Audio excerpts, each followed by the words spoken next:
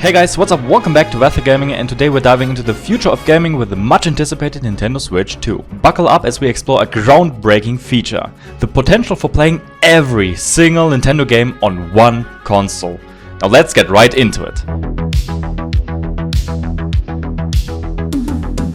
So you probably have heard or seen the Switch 2 leaks from the gaming companies that manufacture cases for the upcoming Nintendo console. Well, I've noticed something. The Switch 2 is rumored to offer two separate USB-C ports, one at the bottom, similar to the original Switch, and the other one at the top. This dual port design has the potential to reinvent the Wii U, and combined with the more powerful Nvidia chip, the Switch 2 has the best chances to become the console to end them all. Now here's why. First of all, let's look at the possibilities while the Switch 2 is docked. The Switch 2's power is rumored to be the equivalent of the PS4 and the Xbox Series S. And according to data mined information from the Switch remaster, like we had the Paper Mario, the 1000-Year Door, the Switch 2 will have 4K output. Whether it's 30 FPS or 60 FPS, we don't know yet. In docked mode, we either get 4K 30 FPS or 1080p at stable 60 FPS. Maybe even 120 FPS, who knows. With those specs, lots of third-party games could be played on the Switch 2. And with the recent downfall of console-exclusive games on the PlayStation 5 and the Xbox, Nintendo looks to be in a really special position where it can achieve third-party parity with its newest console. Take Astrobot for example, which by the way won the Game of the Year award in 2024. Deserved. It's one of the few remaining exclusives on the PS5. The other games either get ported to the PC or to other consoles. Another example is Microsoft and its approach with the Xbox. In the recent months, Microsoft has often stated that it doesn't believe in Xbox exclusives anymore and that they will focus more on developing software while also making sure it will be available everywhere. They basically don't want to be tied to Xbox consoles anymore. However, with that said, the conditions for the Switch 2 to become a main release platform alongside the PS5, Xbox and PC are set. Now let's get back to the second USB-C port at the top of the Switch 2. According to the leaker on Reddit, the new dock is gonna be very similar to the Switch OLED dock and not have any GPU extension within. The one thing the Reddit leaker mentioned is that the display of the Switch 2 won't be totally covered, and right now I've put a mock-up of what the design could look like on screen. With that said, the second USB-C port might offer great options like an external GPU for more power, or an external SSD for more storage for your games, or maybe something completely different like a camera accessory for example. Those are all great news and potential features of the Switch 2 in docked mode. Let's switch to handheld mode. Do you remember Nintendo Labo? There was one specific set which really intrigued me, the Labo VR set. You could play virtual reality games, not to the full extent though, as the Joy-Cons had to be attached to the Switch, as there was no head strap included. Unless you are me and created a DIY head strap included onto the Labo set. Or you could also just buy a cheap Amazon ripoff that isn't cardboard. Anyways, this VR kit allowed you to play the original Labo VR game, as well as other games like Zelda Breath of the Wild, Super Mario Odyssey, Super Smash Bros. Ultimate, and Captain Toad Treasure Tracker. Out of those games, it really worked the best with Captain Toad. The minecart levels were awesome. I hope that Nintendo comes back with VR and includes it into more games, or better yet, introduces new Nintendo exclusive virtual reality games. The new specs totally allow for it, and here's where the two USB-C ports are important. Nintendo could release a separate head strap with a dedicated GPU inside of it, and this could connect via the two USB-C ports. This way we can not only increase the data flow between the headset and the Switch, but we can also use the new Switch 2 Joy-Cons as VR controllers and actually enjoy the Nintendo VR game for the first time ever. This new innovation would be crazy, because this could open the door for emulation of the old and forgotten Virtual Boy, Nintendo's worst console ever. Releasing on Nintendo Switch online service would also greatly expand the NSO game library. I mean, it's already cool, but for the price you're paying, you kinda expect it to be a bit more. And speaking of enhancing the game experience,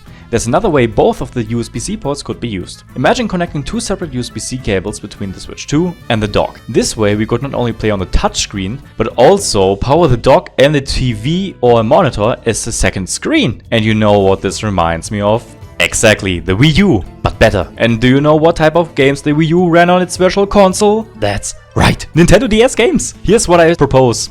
With those two cables connected to the dock, we have a top screen and a touch screen. With those elements, the Switch 2 could do what the Switch couldn't: emulate DS and 3DS games. Finally! Imagine how freaking cool this would be! Let's hope Nintendo actually goes down that road and starts offering those game categories in the near future for the NSO servers on the Switch 2. And speaking of cool things Nintendo could do, the Reddit leaker also claimed that there's going to be a launch title for the Switch 2 and it's going to be a game with a 9. What could that be?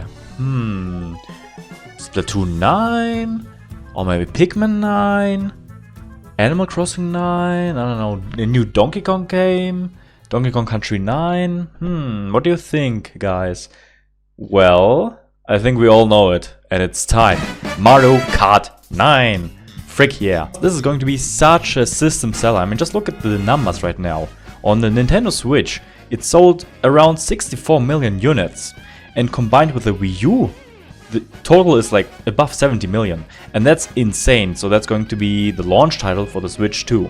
I mean, a lot of you probably wanted a Super Mario 3D game or maybe a new Donkey Kong game.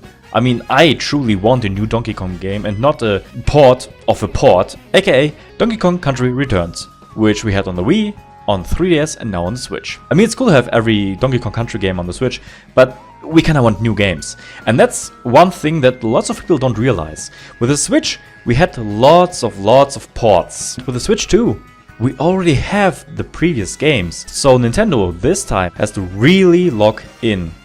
Why? Because we are going to get new games and they need to be perfect. Otherwise people are not going to buy them and the Switch 2 will not be that successful. Also, I think Nintendo kinda stretches the time we wait until the Nintendo Switch 2. I think they would have released it this year, but they kinda want to top the PS2 sell numbers. And in that case, they kinda want to cash in on this year's holiday season. Yeah, we're gonna enter like Switch's 9th year next year with only like 4 titles coming, and it's not a lot. I mean, sure, I am hyped for Metroid Prime 4, but I kinda want to see the next-gen graphics, you know? It's gonna be awesome. Like, imagine Metroid Prime 4 in 4K, or Super Mario, a new game, or the Mario Kart 9 game, even this game is awesome, in 4K. Like, just imagine how cool it will look like. It's going to be awesome. Like, I'm so hyped. At the end, if we combine all the previous assumptions and also the fact that the Switch 2 will have backwards compatibility with the original Switch, we're looking at a future where all Nintendo games could coexist on one single platform. This would be a dream come true for hardcore Nintendo fans and a really great game library to choose from for casual gamers. At that point, I think it is safe to say that the Nintendo Switch 2 will be the greatest of all time. The GOAT. The console to end them all. Let me know what you think in the comments below. I mean, just be careful, take it with a grain of salt, it's all speculation and based upon leaks. But I think they're 90% correct. So do you think Nintendo would go for such a comprehensive approach? Or are there too many obstacles? Don't forget to like, subscribe and hit that notification bell for more news, updates and gaming guides. I wish you all a Merry Christmas and a Happy New Year.